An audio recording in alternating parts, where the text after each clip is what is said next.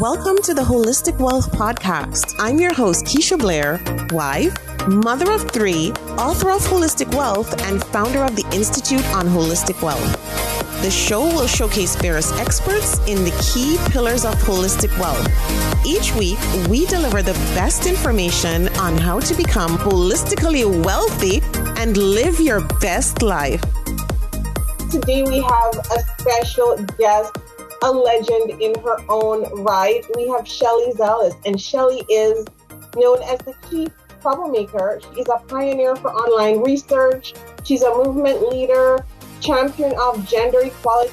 She is an internationally renowned entrepreneur, speaker, mentor. She's a mother, and she is the founder and CEO of the Female Quotient. Shelley works with Fortune 500 companies to advance gender equality across industries.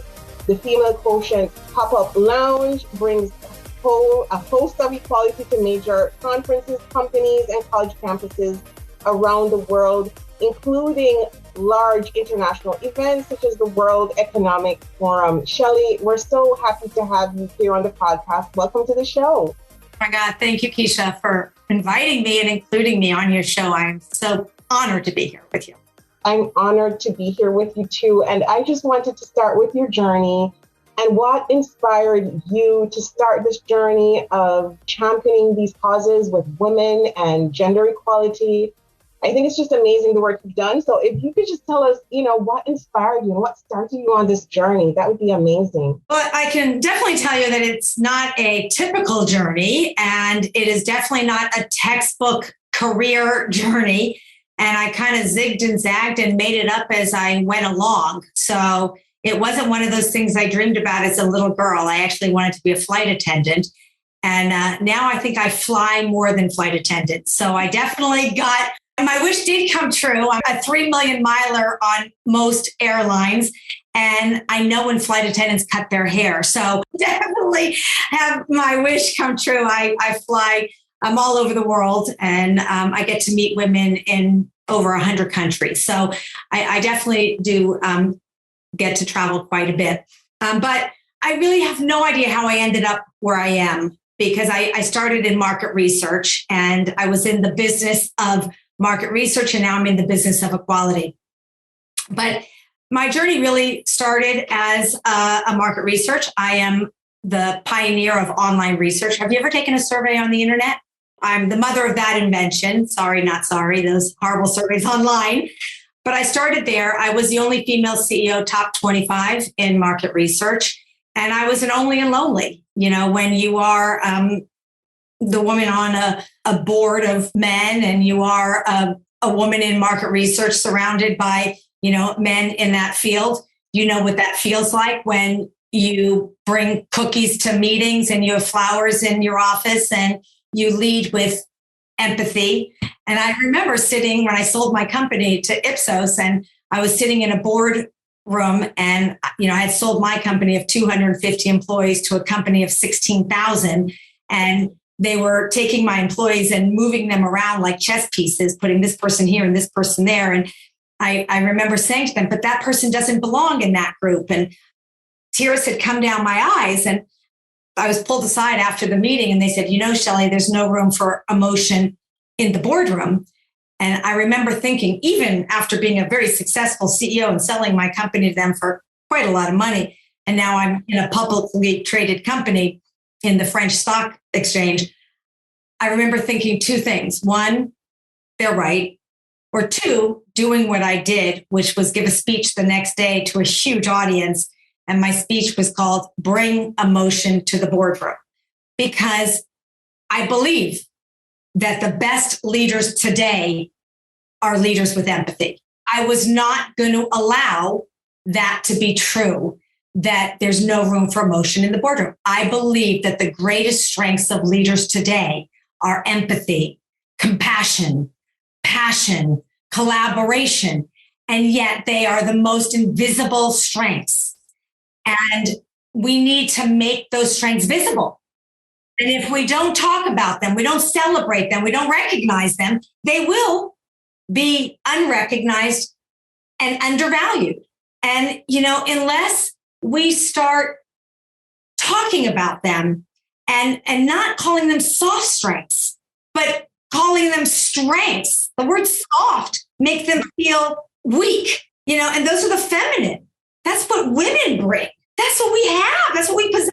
And so I thought, you know what? It's because you need to sometimes be the first and stand up and stand out and shout from the treetops. And that's why I said, hello, no, I am not going to be quiet about that. I am going to say, yeah, empathy is my strength. I care. That's unbelievable.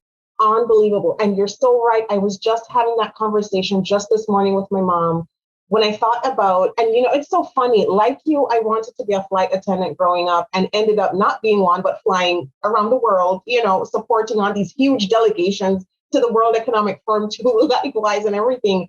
And I thought, you know what?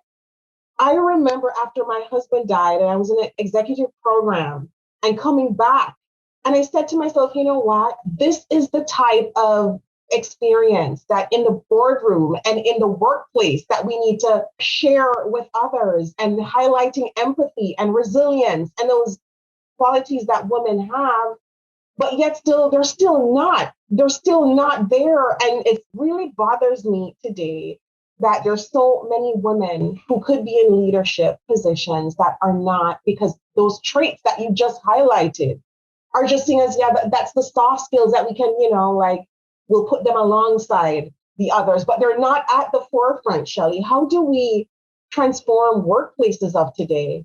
You talked about that. Empathy, resilience. The greatest qualities of leadership come from caregivers. And yet we're losing our greatest leaders to caregiving.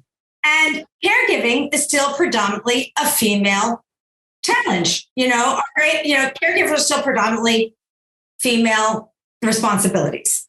And, we're losing our greatest leaders to middle management, which I call the messy middle. That's my column in Forbes. And I write a lot about that.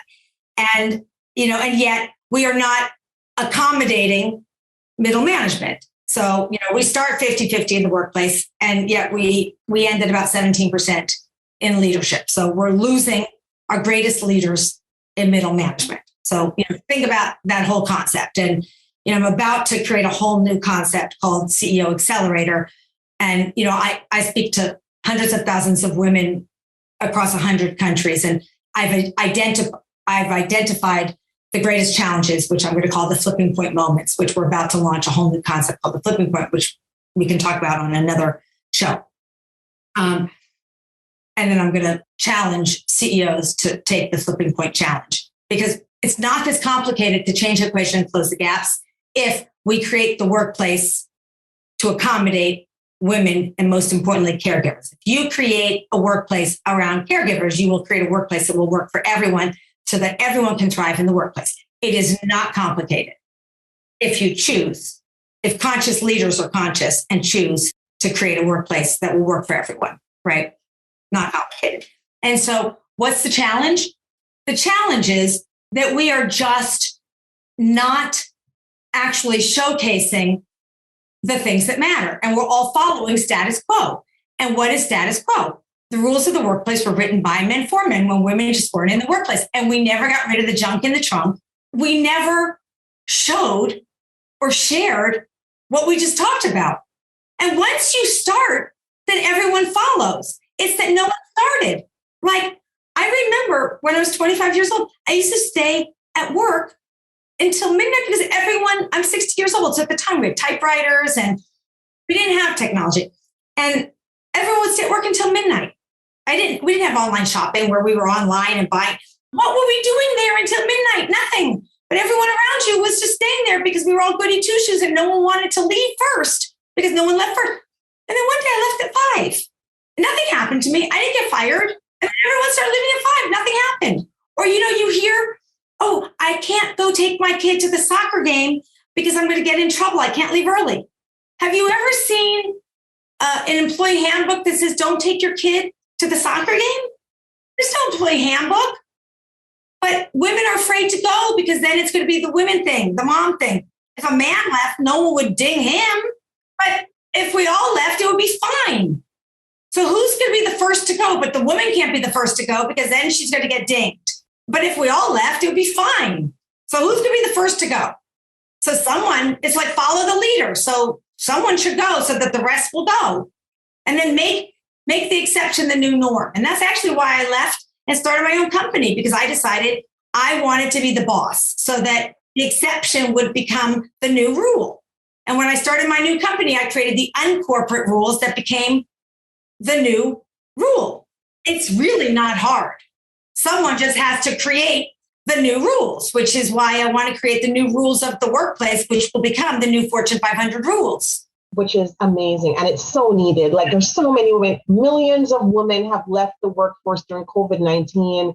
You know, in my book, Holistic Wealth, I spoke about the Triple Helix for women, because as you can imagine, when I became widowed at 31, I had an 8-week-old son and a 3-year-old, and I had to go back into the workplace, now widowed.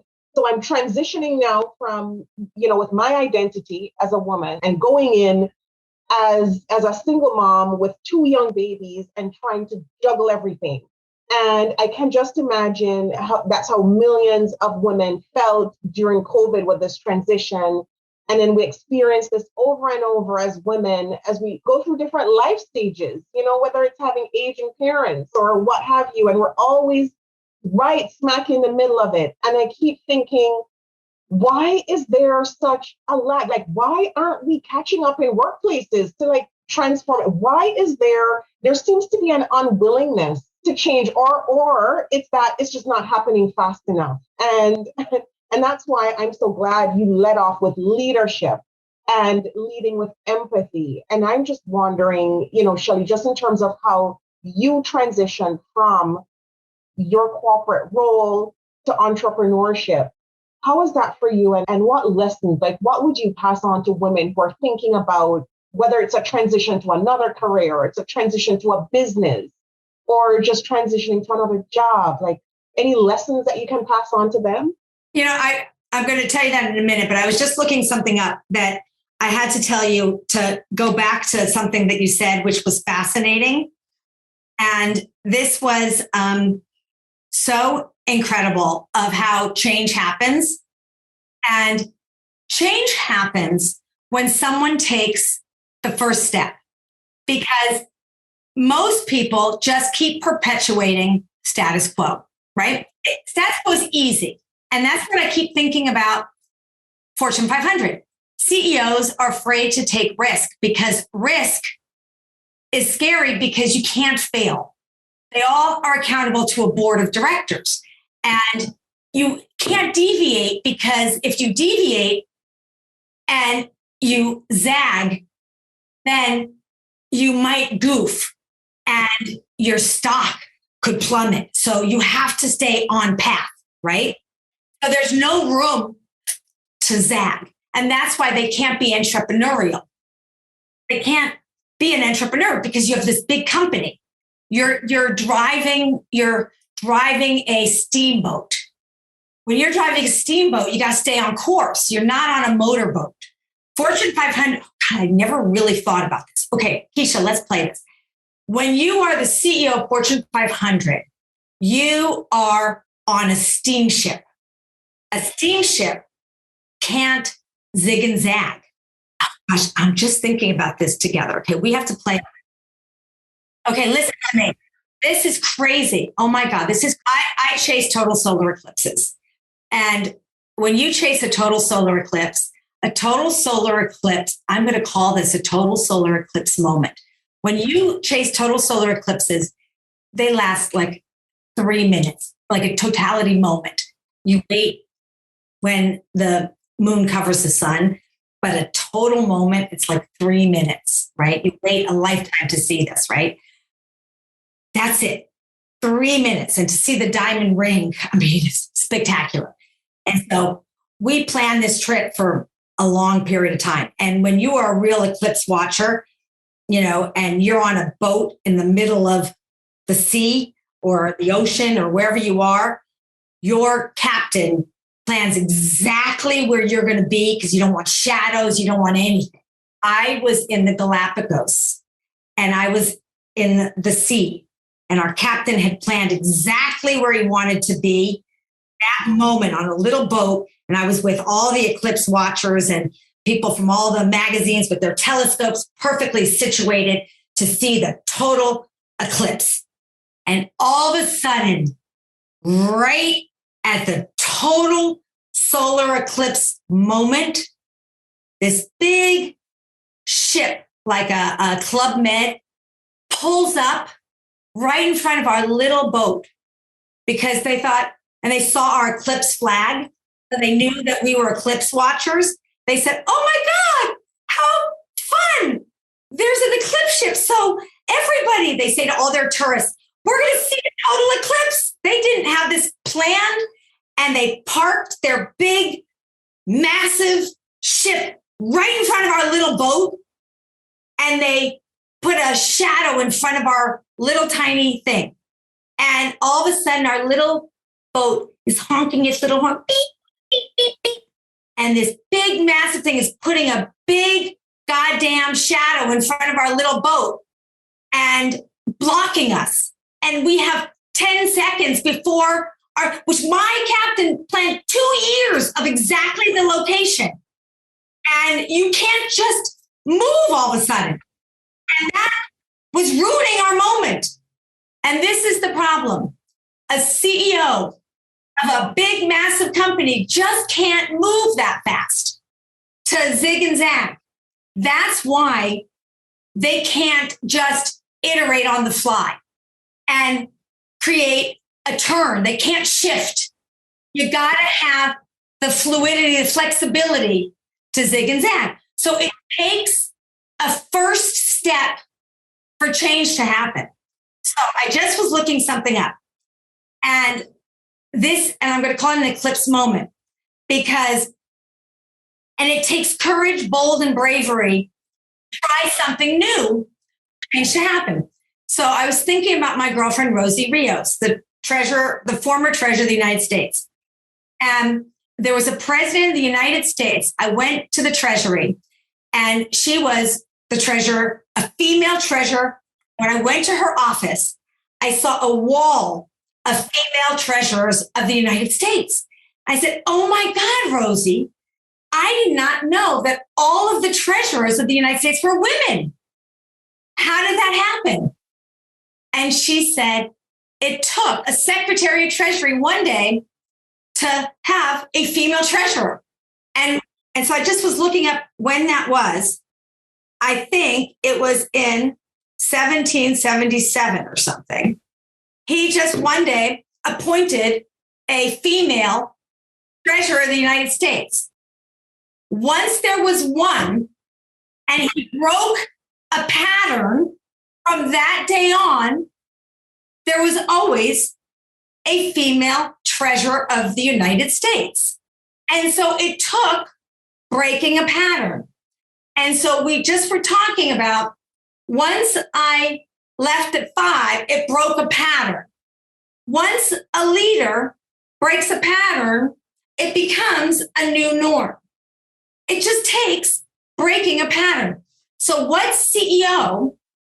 And it can't be one. It needs to be, I think it needs to be a collective. And so I always say the collective minority becomes the new majority. That is why I always say a woman alone has power. Collectively, we create impact. A CEO alone has power. Collectively, we have impact.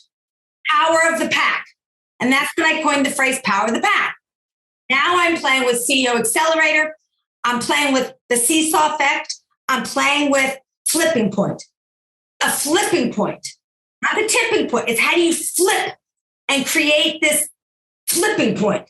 Boom, boom, boom. This momentum of change. Because change won't happen unless you are brave enough to flip it. And it's not going to be watch and wait. It is about this momentous boom. And it's going to take this conscientious CEO group to truly consciously create the change, because God damn it, we're not going to wait 257 years. So anyways, I didn't want to detour, but this is what I'm thinking about. And then I just start thinking about the eclipse and that goddamn ship, because you can't just move a steamship. You gotta be a captain of a motorboat. And you got to, though, realize that you got to figure out how to have a motorboat mentality on a steamship. Absolutely. I mean, this is just unbelievable, Shelley, and you are exactly right. This is exactly what's happening and what we need to do in terms of flipping, creating that momentum. And you're at the forefront of this for women. It's just amazing work, Shelley. And so I'm just wondering, as we wrap up, like in terms of the female quotient, what is next? And you mentioned some, ideas, some things that you have on the agenda.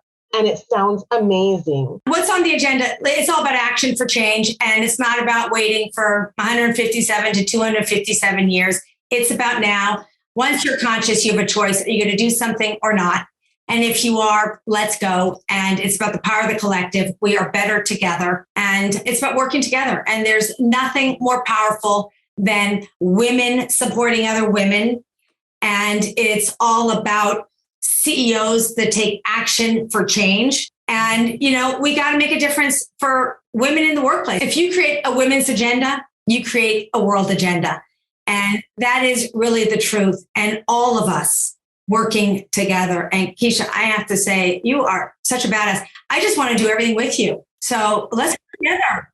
So let's do it. I love the work you're doing. You're so amazing. Just even the words and wisdom that you're sharing today. I'm so happy and honored to be doing this. Like, we have to have you back on the show, Shelley, and we have to continue this conversation because it's such a part of holistic wealth, right? It's everything when you think of holistic wealth. And that when I wrote that as a widowed mom, these are the issues that were at the forefront of my mind. And two, especially for women in the workplace, how, they're held back from leadership, and it impacts their financial empowerment. It impacts their finances. It impacts their retirement. And that too is something very, very special to me in terms of championing that cause as well. And I know it's so intertwined, everything. So I'm so happy that we shared this moment. I feel like this was amazing. And we have to have you back. And Shelley, before you leave, any other words of wisdom? I'll give you the last word. Any other words of wisdom that you'd want to share with women listening in who are struggling in their workplaces and just like, oh my gosh, I'm in a toxic workplace right now. How do I even begin? Who is a wealthy person?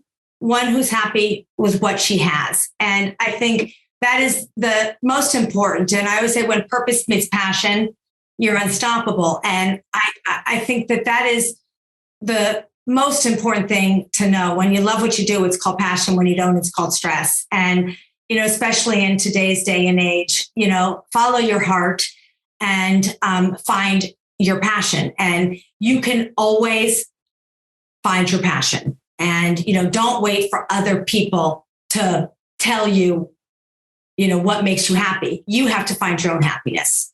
That is the truth, and in every job, you can find what makes you happy. People always think your boss is good or bad or is going to make you happy. You have to find your own happiness. I have always found my happiness in every job.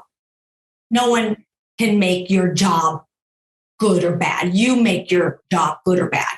And so I think that is what is so important. It's not a job that makes you. You make your job. You have to take responsibility for your destiny. Your destiny doesn't make you. You make your destiny. You make your journey. I think you have to hold yourself responsible and accountable. You are responsible for you. And be yourself. I always quote Oscar Wilde. Oscar Wilde says, be yourself because everyone else is taken. Don't try to be someone else. Your uniqueness is what makes you special. And know what that is. Don't try to be everything. Be, you and hold on to that. And I think that is the most important thing to understand. And Keisha, you are, so beautiful and so incredible.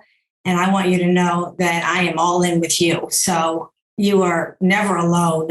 And I think that is the most important thing for every woman to understand. We all have each other. And I think that is the most important thing to understand, where our power source comes from. When we all surround each other and bring that value to one another, that is our greatest strength. And I think that when we all rise, that's where we all shine. And that is the most important power source that we have.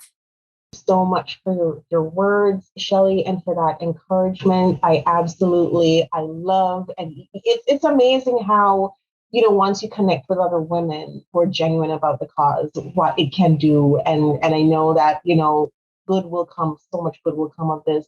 And thank you so much for your wise words, your kind heart, your lovingness towards women and gender equality and everything that you do. We really appreciate it. And Shelley, thank you so much for joining us.